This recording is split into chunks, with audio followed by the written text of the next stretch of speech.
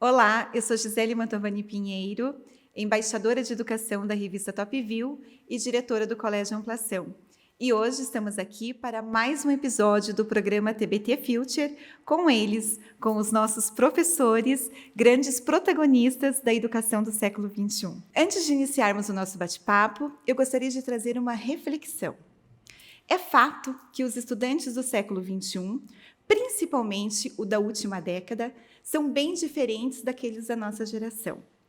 O acesso à informação instantânea, a agilidade das notícias e todo o desenvolvimento tecnológico trouxeram uma geração de alunos nativos da tecnologia. Porém, não só nativos da tecnologia, mas também protagonistas de suas escolhas. Nesse contexto, temos também uma nova geração de professores que precisaram se reinventar para todo esse novo processo de ensino-aprendizagem, tendo uma escutatória atenta, um diálogo constante, com o intuito de contribuir para o futuro de seus alunos. E para iniciarmos o nosso bate-papo, nada melhor do que dialogarmos com vocês, com os nossos professores, protagonistas dessa nova era da educação. Eu vou começar por uma pergunta bem clássica dos últimos tempos. Quem é o professor do século XXI e, automaticamente, esse aluno do século XXI? Bom, o professor do século XXI, ele não é o professor que está só disposto a ensinar, mas primordialmente a aprender. Porque a todo tempo, hoje, falar em sala de aula é falar de troca.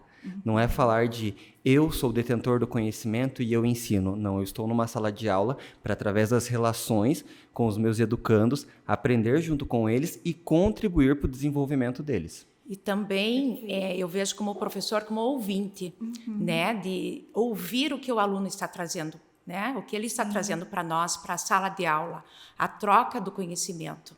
E eu acho que, complementando, eu acho que é o professor pesquisador, né? É um professor que ele tem que estar em constante aprendizado. A gente antes tinha um perfil de um professor que ele tinha todo o conhecimento com ele e tinha só que passar para os alunos. Hoje não. Hoje a gente trabalha com a troca, com o diálogo, mas com a pesquisa. Eu não posso mais parar. Eu tenho que estar pesquisando para eu continuar me atualizando para ser esse novo professor do século XXI.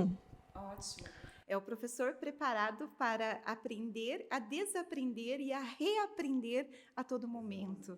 Acho que esse é o nosso cenário de hoje. Exatamente. Com os alunos, né? Com os alunos juntos, bem isso. E acredito que esse aluno do século XXI é um aluno que também está em constante mudança. E ele está vindo agora com um senso crítico muito grande, né? Os alunos não estão vindo mais, eu quero aprender com esse professor. Não, eu quero trocar com esse professor, eu já sei.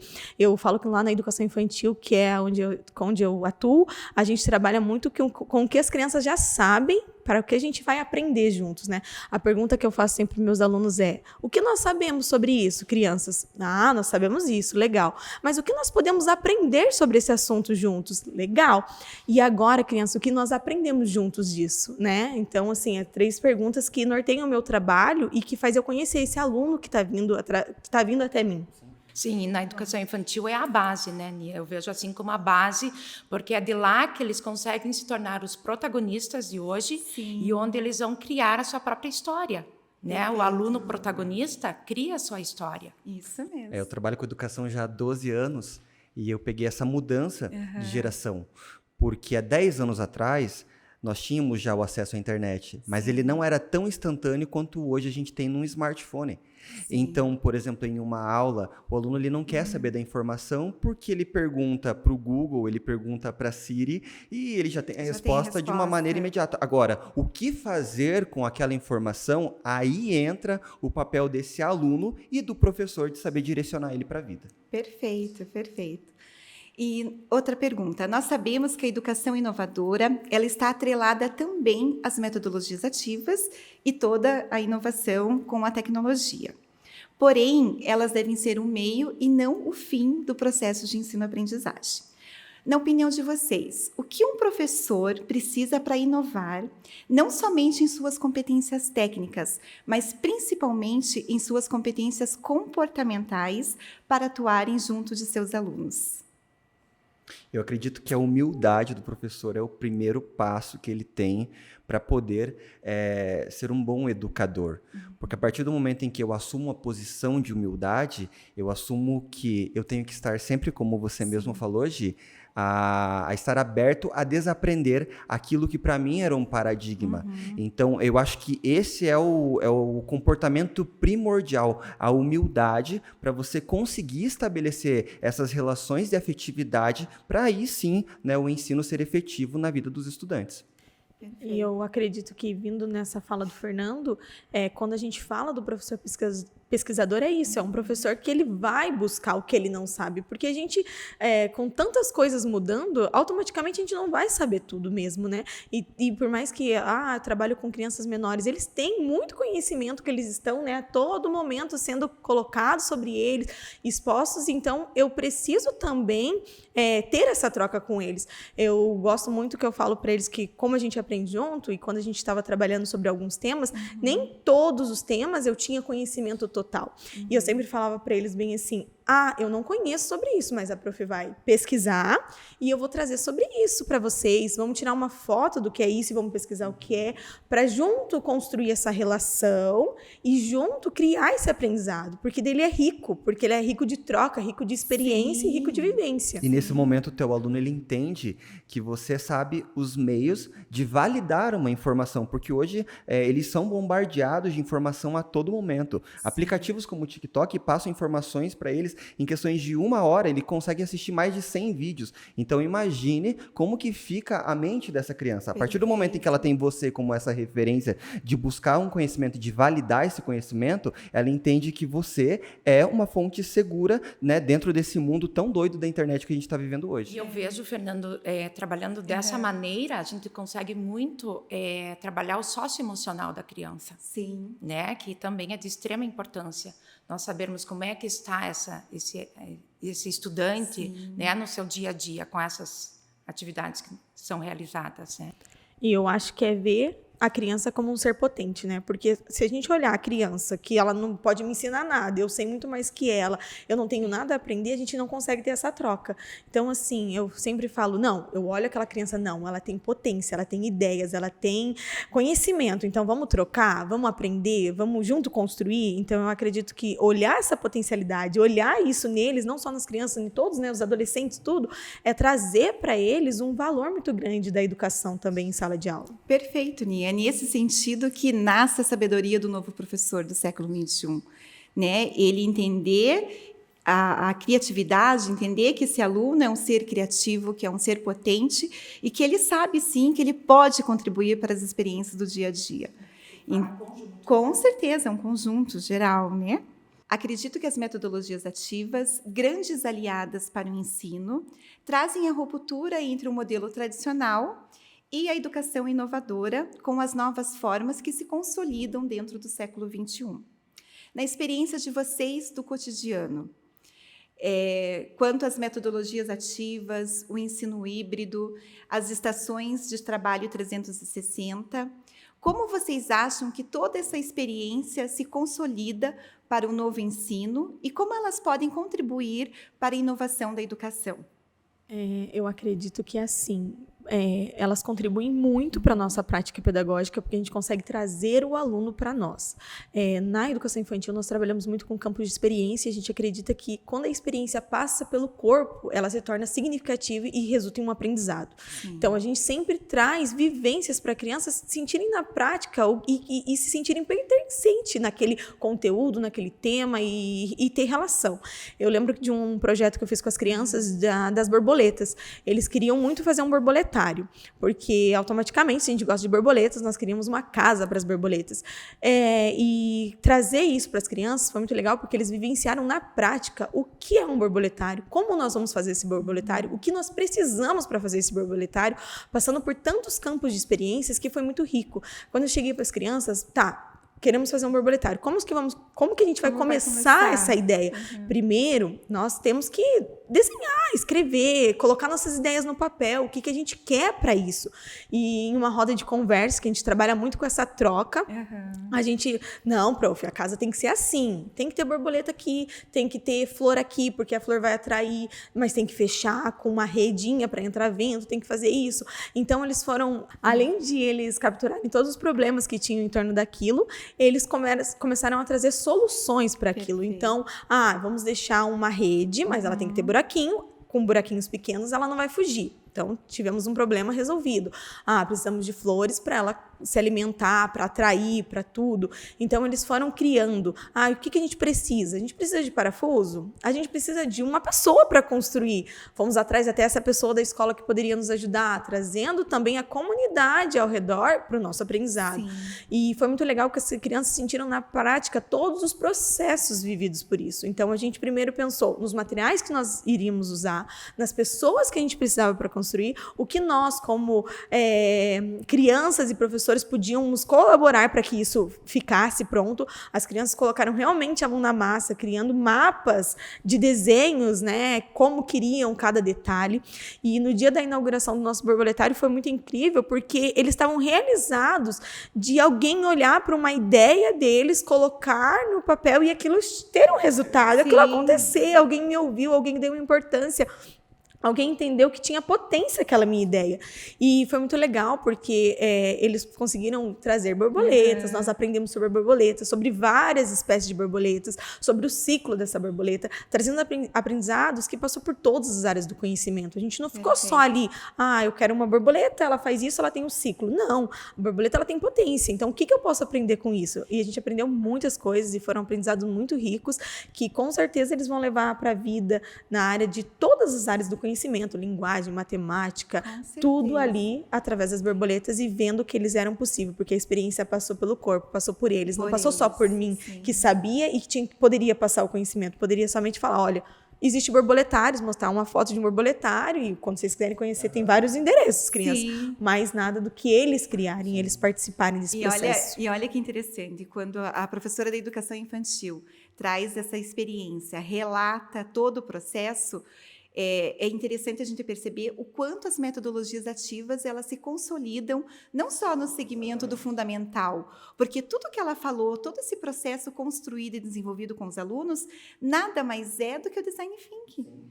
Então, ela trouxe uma situação, né, uma situação problema, eles tiveram que procurar uma solução, pensaram juntos, encontraram juntos essa solução e fizeram, né, um novo plano de ação para consolidar o processo. Então, isso é design E sem thinking. eles perceberem, né? Exatamente. Sem eles perceberem. Eu acho que essa é a grande natural, ruptura, né? que a gente tem da educação tradicional para a educação do século XXI. Porque a educação tradicional, ela contemplava, às vezes, uma forma de aprendizagem para um determinado conteúdo. E hoje, na educação 360, você consegue abordar vários processos cognitivos das crianças, da maneira de aprender, seja aquele que é mais sinestésico, seja aquele que é mais visual, ou seja aquele que é mais auditivo, ele vai ter a oportunidade. Eu acho assim, a educação 360, ela é democrática. Porque antes, aquele aluno que não aprendia de maneira sinestésica, ele ficava abandonado na sala de aula. Quando você tem uma aula por rotação, por estações, ou quando você pega um projeto como o que a Ani citou aqui, todos os alunos são abraçados pela educação. E eles são avaliados sem eles perceberem, né? Isso mesmo. Sem eles perceberem. Já entra um novo contexto Sim, de avaliação a também. diferença da educação tradicional, que o aluno tinha que decorar, né? E teria que, na avaliação, colocar exatamente o que estava escrito, ou exatamente o que era decorado. Exatamente. Né? O mais próximo possível. E hoje já não, né? Dessa maneira, né, de estarmos no 360, eles são avaliados e eles acabam nem percebendo. Você entende um aluno como um ser completo. Com certeza. E que a gente aceita o conhecimento prévio que ele tem daquele conteúdo, né? E o professor, ele se torna o mediador, o facilitador dessa aprendizagem, né? Que eu acho que é a chave da questão é esse professor mediador mesmo.